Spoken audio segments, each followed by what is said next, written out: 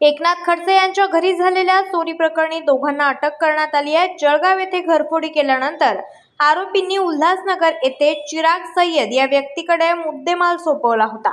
तसेच चिराग सय्यद यांना हा मुद्देमाल कैलास खंडेलवाल नामक सराफ या व्यवसायधारकाकडे दिला होता। या दोघांनाही अटक करण्यात आलेली आहे। मात्र प्रत्यक्ष घरफोडी करणारे 3 आरोपी अद्याप पोलिसांच्या हाती लागलेले नाहीयेत। एजाज अहमद, मोहम्मद बिलाल आणि बाबा अशी या मुख्य आरोपींची नावे आहेत। हे तिघेही सराईत गुन्हेगार असल्याची माहिती पोलीस अधीक्षकांनी दिली आहे। एकनाथ खडसे यांच्या घरी चोरी झाल्यानंतर त्यांनी आपल्या घरातून कागदपत्रे, सीडी आणि पेन ड्राईव्ह चोरी झाली असल्याचा दावा केलाय। अटक करण्यात आलेल्या दोन्ही आरोपींकडून मुद्देमाल जप्त करण्यात आलेला आहे। मात्र त्यांच्याकडे कोणतीही कागदपत्रे, सीडी व पेन ड्राईव्ह आढळलेला नाहीये। तसेच एकनाथ खडसे यांनी FIR मध्ये तसेच पुरवणी जबाबात कागदपत्रे, सीडी आणि पेन ड्राईव्ह चोरी झाल्याचं म्हटलं नसल्याचं पोलीस अधीक्षक महेश्वर रेड्डी यांनी स्पष्ट केलंय। किती आरोपी अटकेत आहेत आणि काय काय मुद्देमाल जप्त केले? 27-28 ऑक्टोबरच्या रात्री जळगाव शहरामध्ये मुक्ताई बंगला याच्यामध्ये घरफोडीचा गुन्हा झाला होता। त्याच्या अनुषंगाने रामानंद पोलीस स्टेशनमध्ये घरफोडीचं कलम लावून गुन्हा दाखल करण्यात आलेला आहे आणि त्याच्यामधलं फिर्यादी आहे ते चेतन देशमुख यांनी फिर्याद दिलं होतं की म्हणजे सोने आणि चांदी सर्व मिळून 6,70,000 रुपयाचं मुद्देमाल गेलं म्हणून त्यांनी फिर्याद दिलं होतं।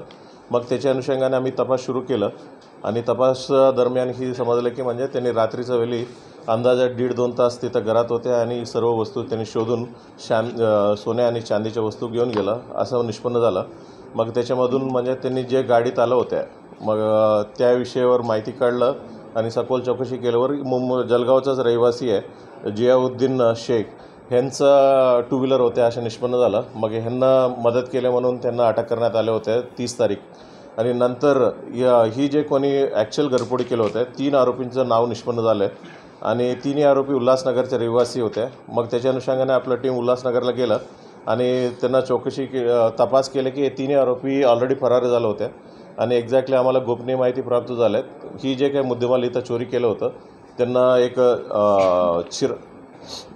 चिराग सय्यद म्हणून ह्या माणसाला विक्री करण्यासाठी त्यांनी ही पूर्ण मुद्देमाल दिला आणि चिराग सय्यद पुढे एक कैलास खंडेलवाल म्हणून एका ज्वेलरला त्यांना विक्री केलं असं तपासात निष्पन्न झालं। हे दोन्ही आरोपी जे चिराग आणि कैलास हे दोन्ही आरोपींना आम्ही कालच्या दिवशी अटक केलं आणि गेलेलं मुद्देमालापैकी 6,70,000 पैकी 6,21,000 रुपयाचं मुद्देमाल आम्ही जप्त करण्यात आलेला आहे आणि आता 3 आरोपी अटक आहेत आणि 3 आरोपी फरारी आहे। जे फरार झालेल्या आरोपींचं नाव आहे मोहम्मद बिलाल, एजाज अहमद आणि बाबा हे 3ही रहिवासी उल्हासनगरचं आहे।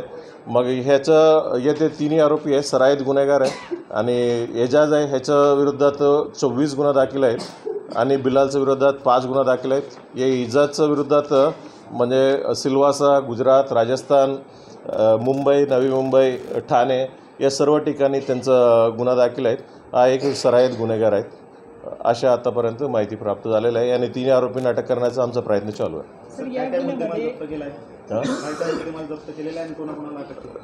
मुद्देमालापैकी 28 ग्रामचं पूर्ण सोनं जसं की तसं भेटलेलं आहे आणि 32 ग्रामचं लगडच्या स्वरूपात आम्हाला मुद्देमाल जप्त करण्यात आलेलं आहे आणि उरलेलं एक चांदीचं गणपतीचं मूर्ती एक आम्ही जप्त करण्यात आलेलं आहे। किती आरोपींचा सहभागी आहे सगळ्या घटनेत?